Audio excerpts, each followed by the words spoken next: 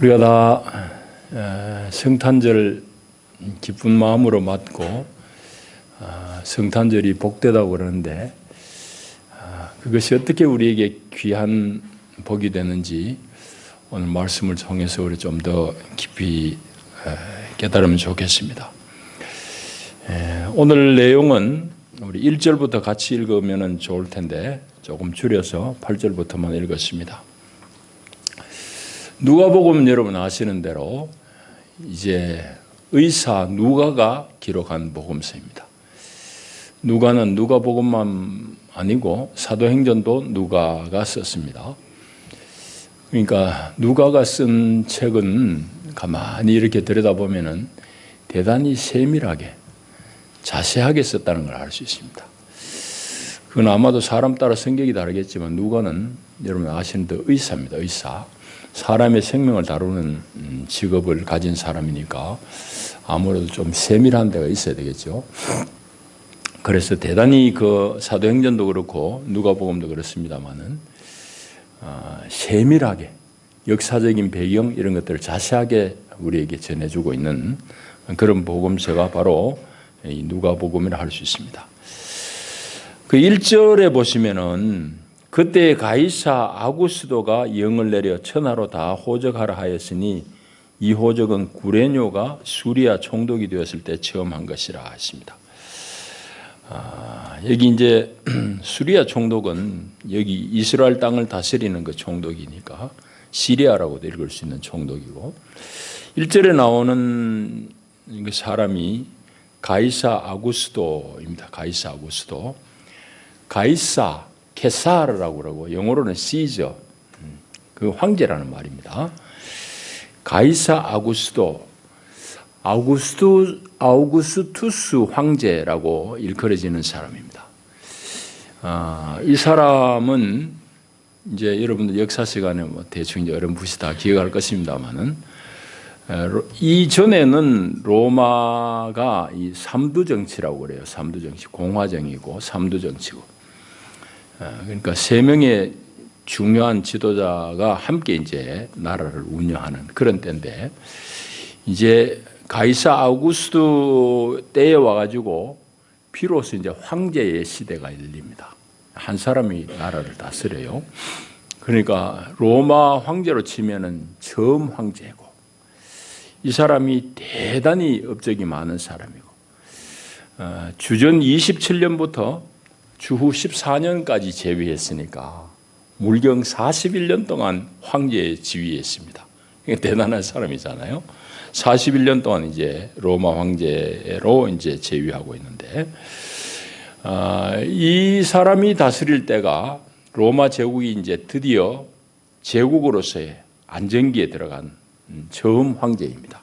이 전성기라 할 수 있죠. 이후부터 이제 한 100여 년 동안 길게는 200년 정도까지 이제 로마가 다스리던 그 제국 전체가 전쟁이 없이 평화로운 시대니까 팍스 로마나 시대라고 그럽니다. 우리 흔히 말하기를. 이 팍스 로마나라는 것은 로마의 평화 뭐 이런 뜻입니다. 로마의 평화. 그 팍스 로마나 시대를 연 사람이 바로 가이사 아우구스도예요. 그러면은 훨씬 더 우리가 이 본문이 우리에게 좀 피부로 닿을 수 있습니다. 그러니까 로마가 드디어 이 세계의 평화를 가져왔다. 로마의 평화를 선전하고 자랑하던 때입니다. 그리고 이제 이 아우구스도 황제 때부터 해가지고 이 황제가 로마의 황제가 신으로 추앙받기 시작합니다. 그리고 예수님 당시에 그 팔레스타인 지방에는 황제 숭배하는 그런 신앙이 있어요. 여기서부터 출발합니다. 이 사람 때부터. 그러니까 아우구스도 황제가 얼마나 대단한 사람이냐고.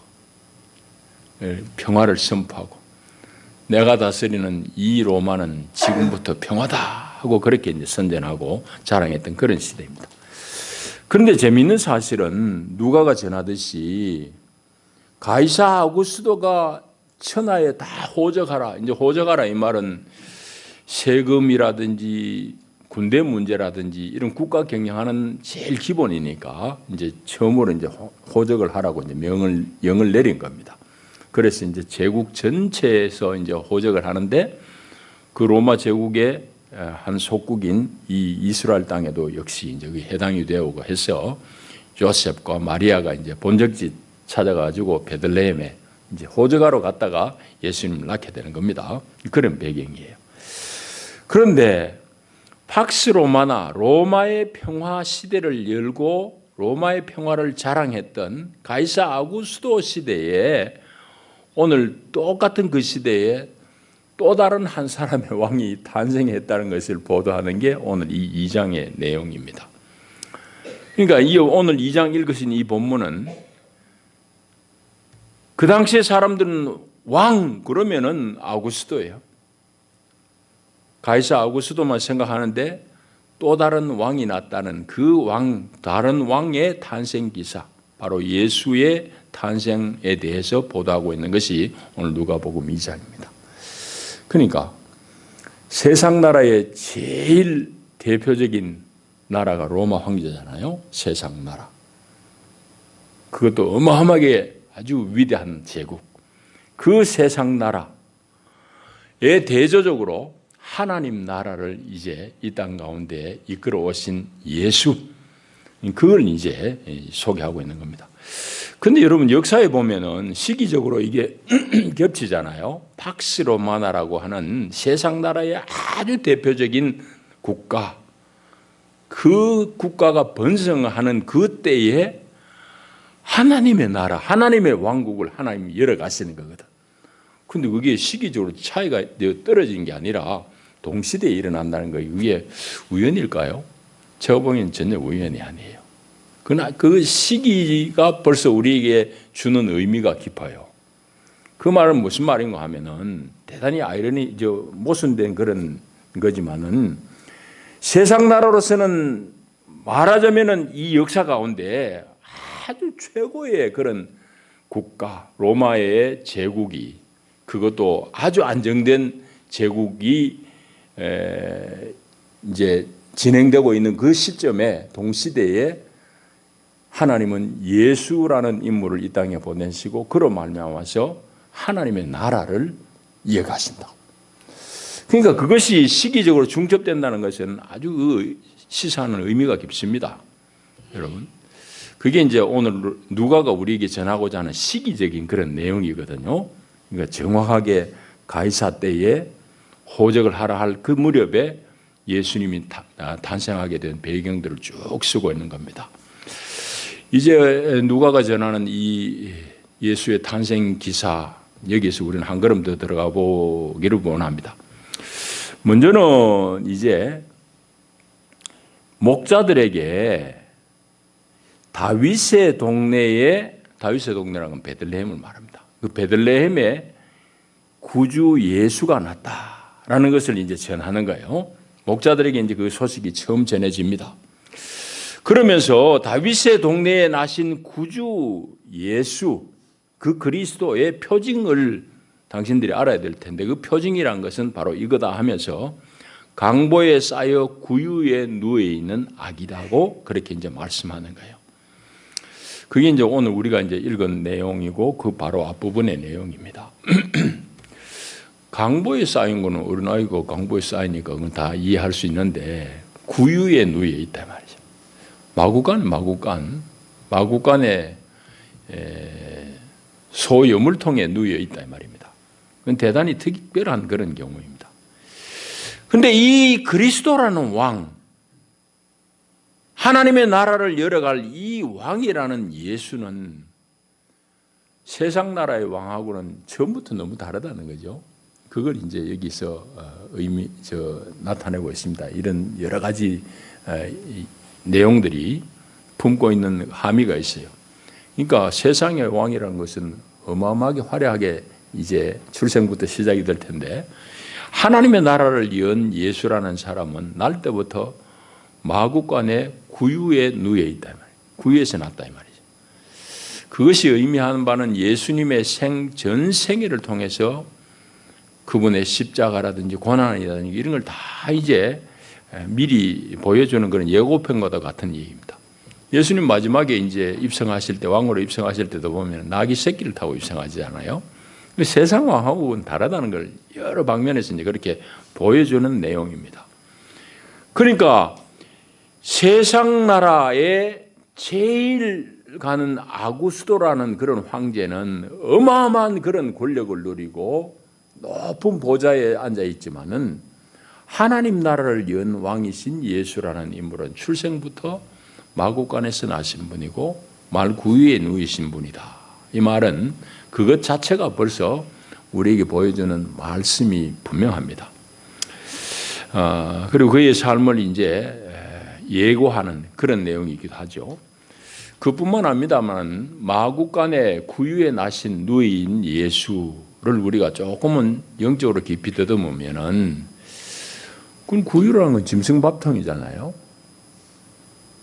사실은 이 온 세상이 짐승과 같은 세상이에요. 저게 사람인가 짐승인가 싶을 정도로 짐승 같은 그런 사람들이 많아요. 그러나 하나님은 그런 짐승 같은 사람들이 사는 그 세상에 밥으로 예수님을 보내셨다는 그런 의미로도 읽혀집니다. 구유에 예수님이 누였다는 말씀은 그렇게도 이제 우리가 읽을 수 있어요. 사실은 예수님은 우리의 영적인 양식이 되는 거죠. 그분의 말씀이 우리 영의 양식이 되는 겁니다. 그래서 다윗의 동네 베들레헴에 나신 구주 예수 그리스도의 표징은 바로 강보에 쌓여 구유에 놓여 있는 것이 바로 그 표징이다. 그런 이제 말씀입니다.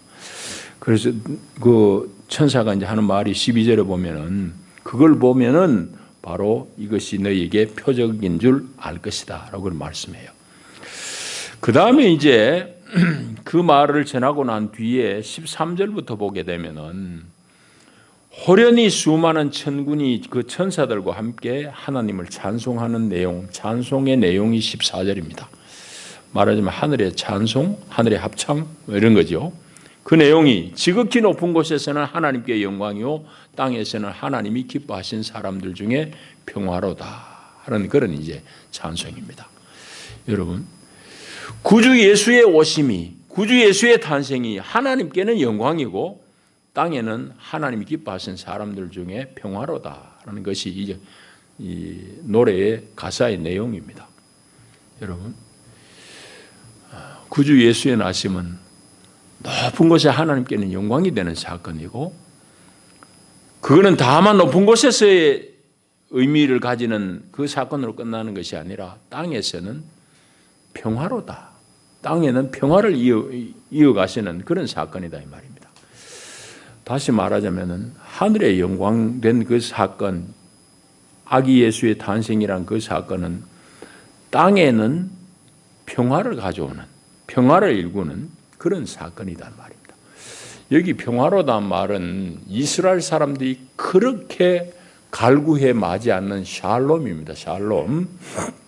물론 헬라말로 쓰여진 신약은 에이레네지만은 이스라엘 사람들은 샬롬을 지금도 만나면 샬롬 인사하잖아요. 그 샬롬이란 거는 안녕 뭐 이런 정도하고는 좀 다른 훨씬 더 깊은 의미가 있습니다. 샬롬은 이제 의미적으로 보게 되면은 당신이 하나님의 구원을 누리느냐 뭐 그런 의미 정도도 됩니다. 샬롬이란 것은 그냥 내가 걱정 없이 편하다 이런 정도가 아니고 내 전 존재가 영적이든지 내 육적이든지 모든 방면에서 하나님의 구원을 경험함으로 말미암아서 온전하게 평화로운 상태에 들어간 것을 샬롬이라고 합니다. 그러니까 성경에서 우리가 평화 혹은 평강이라고 번역된 말들은 우리가 그 말을 볼 때마다 하나님의 은혜로 말미암아 구원 얻은 사람의 상태구나 하는 것까지 우리가 읽어내야 돼요. 그래서 그 예수의 사건이 지극히 높은 곳에서는 하나님께 영광이고 그 영광이 거기서 끝나는 것이 아니라 땅에서는 사람들에게 참 샬롬을 가져오는 그 사건이다. 그 샬롬을 열어준 사건이다 이 말이죠. 그래서 지극히 높은 곳의 영광은 지극히 낮은 땅의 평화를 일구는 그런 일과 관련이 있단 말이죠. 여러분, 그러므로 우리 마땅히 예수를 쫓는 우리들은 이 땅 가운데서 평화에 대해서 깊은 관심을 가지고 그 샬롬을 우리가 누릴 뿐만 아니라 내가 먼저 얻은 그 평화, 샬롬을 이 땅 가운데 우리는 확산하기 위해서 많은 애를 써야 됩니다. 기도해야 되고 우리가 노력해야 되고. 우리가 몸담고 있는 땅은 얼마나 이 평화를 깨는 일들이 많이 있는지 몰라요. 너무너무 그런 일이 많습니다. 지금도 우리는 역시 마찬가지죠. 대단히 불행하게도 우리가 몸담고 있는 한반도는 지구상에 유일하게 지금도 동족들끼리 분열이 되어가지고 아직도 서로 주적이 맞느냐 안 맞느냐 이런 거로 시비하고 싸우고 있는 중입니다. 사실은 불쌍한 거죠. 대단히 우리가 불행한 겁니다. 세계에 그런 데가 없어요. 중국하고 대만 그거는 우리하고 경우가 영 다릅니다. 그리고 우리는 지금도 그걸 해결하지 못하는데 교회가 우선 해결이 안 돼요. 그거는 너무도 아쉽게도 교회가 지금 70년 전에 그 싸움에서 피해를 본 그 피해에 대해서 아직까지 용서가 안 되는 거예요. 사실은 교회가 입은 피해가 많잖아요. 북녘에 사실은 우리 그리스도인들의 주류 많은 수는 북한이 주류예요. 우리 기독교 역사로 보면은 남쪽에도 물론 있지만은 평양이라든지 저기 함경도 쪽에는 캐나다 장로교가 왔고 그 얘기는 길게 할 수 없습니다. 어쨌든 북녘에 우리 기독교인들이 많은데 이분들이 다 땅 뺏기고 뭐 이리저리 이제 손해를 입으니까 자유로운 땅으로 이제 내려왔잖아요. 그래 내려왔으니까 여기서 당연히 반공을 얘기할 수밖에 없고 그런데 거기 또 전쟁까지 벌어져요. 그래 교회가 입은 피해도 크고 70년이 됐는데도 교회가 이걸 아직까지 해결을 못하고 있어요. 제가 얼마 전에도 어떤 목사님하고 토론하다 그 얘기했더니만은 전부 자기들은 잘 모르고 또 부인도 하고 그러더라고요. 우리 교회의 아주 영적으로 참 위대한 지도자라고 할 수 있는 한경직 목사님 같은 분은 얼마나 그 업적이 큽니까? 근데 그분이 사실은 이 남쪽으로 내려오기 전에는 신의주에서 사회주의 운동을 하신 분이에요. 아시는 분이 계신지 모르겠습니다만은 사회민주당을 창당하는 데 참여하시고 그렇게 활동하신 분이에요. 지금 우리는 그런 거에 대해서 전혀 개념도 없고 인식도 부족하다고. 그런 분들이 왜 그런 활동을 하셨을까 하는 걸 생각해 볼 때 성경은 그런 내용들을 많이 함유하고 있기 때문입니다. 그래서 이북에 계실 때는 어떻게 하면은 좀 사회주의적인 그런 민주주의를 구현할까 그런 활동을 하셨는데 내려오셔서는 이제 뭐 6.25 전쟁도 벌어지고 이러니까 여러 가지 상황이 이제 그러지 못했습니다. 그 얘기는 좀 지났고 어쨌든지 우리 교회는 이 땅 가운데 평화를 이루는 일에 관심을 많이 가져야 되고 당연히 가져야 됩니다. 늘 그냥 뭐 하늘의 이야기만 할 수 없잖아요. 우리의 삶이란 것이 땅에 디디고 있는데 땅에서 그리스도인으로서 마땅히 우리에게 부여되어진 그런 책무들을 생각해야 되고 예수의 탄생 사건이라는 것이 하늘의 영광이고 그것이 또한 이 땅에서는 지극히 낮은 이 땅에서는 하나님의 샬롬 평화를 가져오는 그 사건이었다. 그러니까 당연히 우리도 이 땅 가운데 그 샬롬에 대해서 관심을 가져야 되고 거기에 대해서 수고하고 애를 써야 되죠. 교회 평화 운동은 우리의 본질적인 내용입니다. 그런 것을 이제 우리 좀 살펴봐야 되고 로마서 14장 17절에 보면은 하나님 나라에 대해서 잘 정의하고 있습니다. 거기는 하나님의 나라는 먹는 것과 마시는 것이 아니요 오직 성령 안에서 의와 평강과 희락이라고 그럴 때 그 평강도 역시 에이레네 샬롬입니다. 하나님의 나라의 본질적인 내용은 그 평강이에요. 평강, 샬롬이라고. 그러니까 다시 한번 반복하지만은 교회는 끝까지 우리는 평화를 이야기하고 이 평화를 살아내야 되고 그것이 우리 교회의 일들입니다. 그런데 예수님께서 이 땅에 오심으로 말미암아서 정말 하나님과 우리 사이에 원수된 담을 다 헐어버리시고 정말 그 샬롬의 구원의 내용의 핵심이 그 하나님과 우리 사이의 평강이잖아요. 하나님이 우리와 관계가 원수 되었다고 그래요. 성경에서. 그런 정도로 막혔던 그 관계가 이제 예수의 이 모든 출생을 통해서 또 십자가 사건을 통해서 이제 평화로운 관계로 이제 들어갔습니다. 그래서 십자가의 죽음으로 말미암아서 이제 인간은 영원한 죽음에 처해지지 않고 하나님 앞에서 용서받고 하나님과의 샬롬에 들어간 것. 이 길이 열린 것이 바로 예수의 이 탄생으로부터 출발하기 때문에 땅에서는 하나님이 사랑하신 사람 중에 평화로다 하는 말씀이 참된 내용인 겁니다. 14절에 보시면은 그 내용이 이제 평화를 입는 것이 하나님이 기뻐하신 사람들 중에 평화로다 했습니다. 이 평화의 선언은 모든 온 백성에 미칠 기쁨의 좋은 소식임에는 분명하지만은 그 평화가 미치는 범위는 하나님이 기뻐하시는 사람이라고 말해요. 이거는 뭔가 하면은 이제 이 성경에서 뭔가 새로운 이제 구분을 이제 하는 겁니다. 새로운 그 구분, 가름이 있는 거예요. 그 가름이 뭐냐는 거지. 구분하는 내용이. 그래서 지금 로마의 그 세상 나라인 로마 제국의 가름, 사람들을 가르는 기준하고 하나님 나라의 그 가르는 기준은 전혀 달라요. 로마의 가름의 기준이라는 것은 오늘 세상의 기준이에요. 교회 안에서 너무 그런 기준들이 여과 없이 들어와 가지고 우리도 그냥 아무런 그런 비판 없이 그런 걸 수용해 버려요. 그건 대단히 교회의 본질적인 내용을 우리가 잃어버리는 겁니다. 여러분, 세상에서 누가 인정받습니까? 돈 많은 사람이 인정받는 거지. 세상에서 누가 인정받습니까? 권력을 가진 사람이 인정받는 거지. 세상은 늘 그런 관계로 얼마나 가지고 있느냐, 권력이든지 명예든지 재물이든지 간에 소유에 따라 가지고 사람을 평가하고 기준을 정한다고. 그런데 오늘 여기 보면은 14절에 보면은 하나님이 기뻐하신 사람들이라고 말씀해요. 하나님이 기뻐하신 사람들 중에 하나님의 샬롬이 임한다. 임한 사건이다. 그 얘기를 하고 있는 거예요.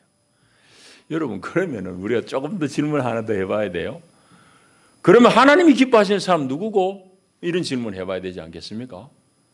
나는 하나님이 기뻐하시는 사람인가? 뭐 그런 질문도 해봐야 되고. 누가가 그 얘기를 할 때는 분명히 의도가 있어요. 누가가 전하는 하나님이 기뻐하시는 사람의 기준 누구일 것 같습니까? 누가복음 너무 명백합니다. 너무너무 명백해요. 다른 복음서도 물론 그렇긴 하지만 누가는 특별히 처음부터 예수는 이 땅 가운데 소외받은 사람을 위해서 왔다라는 것을 아주 명확하게 드러내고 있습니다. 그래서 이제 마태복음의 산상수훈이 누가복음에 오면 우린 평지설교라고 그래요. 그거는 이제 왜 그런가 하면은 마태복음에는 산에서 이제 예수님이 무리들을 가르쳤는데 누가복음이 전하는 보도의 내용을 보면은 산이 아니고 평지거든. 그러니까 평지설교라고 그러는데 내용은 대동소이해요. 그런데 마태가 쓰고 있는 거하고 누가가 쓰는 거하고 달라요. 제일 다른 건 뭔가 하면은 마태복음에는 이제 팔복 강해 중에서 심령이 가난한 자는 복이 있나니 이러는데 누가복음은 여러분 아시는 대로 가난한 자는 복이 있나니라고 그랬어요. 심령이라는 그런 앞에 수식을 빼버려요. 누가는 가난한 사람, 가난 자체가 복이다고 그렇게 얘기해요. 그리고 누가가 지금 하나님이 기뻐하시는 사람들이라고 그러는데 누가가 전하는 하나님이 기뻐하시는 사람들이 누군가 하는 것은 분명해요. 오늘 여기 지금 구원의 처음 소식, 예수 탄생의 소식을 전해 들은 사람들도 세상에서 뭐 큰 소리 치고 세상에 뭐 인정받는 뭐 그런 사람은 아니에요. 요즘으로 말하자면은 시골에 막 먹음, 뭐 그냥 머슴살이 하는 목동들, 목자들 이런 사람들입니다. 그러니까 예수의 탄생 소식이 제일 처음 전해진 사람들, 전해 들은 사람들이 목자라고. 그 당시 사회에서는 대단히 하층계급. 정말 뭐 남한테 뭐 내세울 거 없는 사람들. 그런 사람들에게 제일 기쁜 평화의 소식, 예수 탄생의 소식이 목자들에게 전해졌다. 누가가 그걸 의도적으로 그걸 아주 강하게 쓰고 있어요. 다른 복음은 이 부분에 스쳐 지나가는데도 불구하고 누가는 자기가 들은 그 내용 중에서 이걸 구체적으로 쓰고 있다고. 그것뿐만이 아닙니다. 여러분 보시면은 그걸 좀 그런 것을 염두에 두고 읽어보면은 분명한데요. 그 앞장에 보시면은 마리아가 이제 수태고지를 받고 나서 찬송을 막 하잖아요. 오늘 새벽에도 좀 그런 말씀을 살폈습니다만은 요셉도 어렵지만 마리아도 어려워요. 왜? 결혼도 안 한 사람이 뭐 아야 난다고 그러니까 이 보통의 얘기냐고요. 이 보통의 얘기냐고. 요즘은 보통인지 모르지만은 그 마리아가 그 수태고지를 천사로부터 듣고 나서 자기가 주의 계집종이오니 하면서 이제 수용한다고. 수용하고 나서는 마리아가 찬송을 부르는 내용이 앞장에 1장에 나와요. 거기 보시게 되면은 마리아가 어떤 사람인지를 잘 쓰고 있어요. 48절에도 보면 그의 여종의 비천함을 돌보셨습니다. 이제후로는 만세의 나를 복이 있다 일거리로다. 내가 세상적으로 보면은 비천한 여종이 비천한 사람이지만은 이제 이후로는 하나님의 아들을 잉태한 사람으로 나를 복이 있다고 일컬을 것이다 라고 그런 말해요. 그것뿐만 아닙니다. 그 여러 군데 보면은 그런 말씀이 나와요. 52절에도 또 그렇습니다. 권세 있는 자를 그 위에서 내리치셨으며 비천한 자를 높이셨고 하면서 누가복음은 그런 것들을 아주 자세하게 기록하고 있습니다. 그 뒤에도 다 내용이 그래요. 53절에도 줄이는 자를 좋은 것으로 배불리셨으며 부자는 빈손으로 보내셨다 하면서 하나님이 기뻐하는 사람이 누군가? 사회적으로는 아주 대접 못 받지만은 오히려 천대받는 비천한 사람들, 그 사람들을 하나님이 기뻐하신다라는 것을 누가는 의도적으로 이제 쓰고 있습니다. 그래서 이 세상에서 가난한 사람, 이 세상에서 비천한 사람, 그런 사람들에게 하나님 찾아오시고 높이시고 먹이신다. 그런 내용을 이제 전하고 있습니다. 그러니까 로마 제국에서 인정받는 세상에서 화려한 사람, 부자 잘 나가는 사람 이런 사람이 아니라 누가가 전하는 그 복음의 소식은, 그 평화의 소식은 하나님 기뻐하시는 사람들인데, 하나님이 기뻐하시는 사람은 세상적인 관점과는 전혀 다르게 오히려 세상에서는 소외받은 사람, 세상에서는 힘없는 사람, 그런 사람들을 하나님 기뻐하신다는 것을 누가가 은연중에 지금 얘기하고 있는 것입니다. 이제 말씀을 정리하겠습니다. 이 복음서 누가복음 2장을 가만히 읽어보게 되면 우리는 이제 이 시대적인 역사적인 맥락을 놓쳐버리면은 이제 이게 깊이 안 들어오는데요. 조금 전에 이제 1절을 설명했잖아요. 가이사 아구스도가 대단한 사람이다. 황제 시대를 열고 황제를 신이라고 숭배하던 첫 시기의 사람이니까 얼마만큼 이 사람이 대단하면은 그 로마의 신하들이 다 신이라고 숭배했겠어요. 대단한 사람 아니에요. 정말 어마어마한 사람이라고. 그리고 그 시대로부터 팍스 로마나 로마의 평화라고 하면서 세상에 막 떠들었지만 사실은 이스라엘 사람들 입장에서 보면 변방에 있는 이스라엘 사람들은 너무너무 힘든 거예요. 로마의 수탈, 우리가 일제시대 때 이제 수탈 당했듯이 뭐 농사 지어 놓으면 뭐 다 세금으로 뺏기지 뭐 이렇게 수탈 당하고 어려웠고 그렇잖아요. 그래서 이 사람들, 그 팔레스타인에 있던 이스라엘 사람들은 정말 메시아를 고대해 맞이 않던 시대입니다. 구약에서부터 쭉 예고되었으니까. 그런 차에 예수의 탄생의 소식은 이 땅 가운데 참 평화를 가져왔다고 외치는 그 로마의 황제가 아니라 참 평화의 왕은 오늘 다윗의 동네에 난 구유에 놓여 있는 아기 예수다라는 것을 오늘 이 본문이 전하고 있는 것입니다. 여러분, 이스라엘 사람들은 이때 대단히 힘들었습니다. 경제적으로 힘들었을 뿐만 아니라 종교 안에서도 너무너무 힘들었어요. 그건 지금 이 시간 다 얘기 못합니다만 결국은 예수님께서 그 당시에 종교 지도자들을 꾸중하신 핵심되는 내용이 바로 그겁니다. 니들은 안 살고 왜 율법 가지고 사람들 올가매느냐는 그 얘기거든. 예수님의 말씀은 그런 내용입니다. 그래서 그 시대 사람들이 대단히 힘든, 종교 안에서도 힘들고 사회적으로 정치적으로도 너무너무 힘든 그런 시대에 예수님께서 정말 그 목마르게 고대하는 사람들에게 하나님 보내신 메시아로 이 땅에 왔다. 그것을 이제 오늘 누가복음 2장이 우리에게 전해주고 있고, 가이사 아구스도와 대비하는 동시대의 사람으로 예수를 이제 소개하는 것은 로마의 평화, 팍스 로마나라고 하는 것이 참 평화가 아니다라는 것을 말씀해요. 그거는 이제 성경에서 예수님 말씀에도 이제 분명하게 드러납니다. 그 예수님이 얘기한 그 평화도 그 세상이 주는 평화하고 당신이 주는 평화하고 다르다고 얘기한 것도 바로 거기에 있어요. 요한복음 14장인가요? 가면은 평안을 너희에게 주노니 곧 나의 평안을 너희에게 주노라. 그 평안도 물론 이 샬롬입니다. 에이레네요. 우리는 평안으로도 번역했다가 평강으로 했다 하지만은 그게 지금 얘기하는 이 평화라고, 평화. 그러니까 예수님 당신이 얘기하시기를 내가 주는 평화는 세상이 주는 평화와 다르다고 그러잖아요. 그러니까 그 본문에서 보면 예수의 마음속에는 세상에서 얘기하는 평화가 있는데 그건 가짜다 이 말이지. 가짜라고 노골적으로 얘기 안 했지만은 세상의 평화는 그거다 이 말이에요. 그건 이제 다 우리에게 신기루와 같은 거짓된 평화입니다. 참된 평화가 아니죠. 근데 우리는 너무 속아가지고 다 돈 많은 사람이 평화롭게 잘 사는 줄 아네요. 아니요. 예수 믿는 여러분들이 정말 평화로운 사람이에요. 여러분들이 구원의 내용인 그 샬롬을 누려야 되는 마땅히. 하나님은 우리에게 이거 주시려고 예수님을 이 땅에 보내셨는데 오늘 우리는 그 예수를 제대로 모르니까 자꾸 내가 평화를 누려야 될 이런 위치를 놓쳐버리고 생각도 못하고 하나님 주신 그 평화의 내용을 우리가 실제로 잘 접촉을 못하니까 자꾸 남하고 비교하면서 예수 안 믿는 내 사촌은 좋은 차 타고 있는데 뭐 이런 식으로 자꾸 비교해요. 아니에요. 하나님 여러분 주시고자 하는 것은 그 차하고 비교되는 게 아니에요. 아파트 평수하고 비교되는 그런 게 아닙니다. 하나님은 여러분들에게 예수 안에서 어마어마한 그런 평화를 주시기를 원해요. 예수님도 말씀하셨고 평안을 내가 너에게 준다.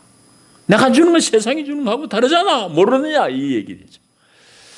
자, 이제 말씀을 정리하면은 로마의 평화, 팍스 로마나 하는 것은 거짓이다는 걸. 이 오늘 본문이 담고 있어요. 거짓이다 이 말을 하지는 않았지만은 그래서 그 거짓 평화 아래서 신음하는 이스라엘 백성, 하나님의 약속의 백성들에게 하나님은 이제 시대가 도래해서 당신의 구원의 손길을 펴시고 역사 가운데 직접 찾아오시고 찾아오시는 그 타이밍이 너무 절묘하잖아요. 그냥 다른 때가 아니고 세상이 온통 로마의 평화다 평화다 하는데 예수님은 다른 평화를 얘기하세요. 그건 아니야 하면서 예수님을 보내셔서 우리에게 샬롬을 주시려고 이 땅에 오신 예수님. 그러니까 성탄의 이 기쁨은 우리가 평생에 우리가 의미해야 될 내용이지만은 이건 어마어마한 거죠. 정말 우리는 성탄의 은혜를 깊이 한번 이 아침에 다시 한번 상고해 볼 수 있기를 축복합니다. 기도합니다. 주님 감사합니다. 사랑합니다. 성탄절 아침에 우리가 함께 모여 귀한 하나님의 말씀을 통해서 성탄이 얼마만큼 우리에게 큰 은혜요 평화를 가져온 사건인지 다시 한번 깨우칩니다. 주님, 세상의 가짜 평화에 속지 않게 하시고 예수님으로 인한 평화, 그 샬롬을 평생 놓치지 않고 누리며 사는 하나님 사람으로 세워주시옵소서. 예수님 이름으로 기도합니다. 아멘.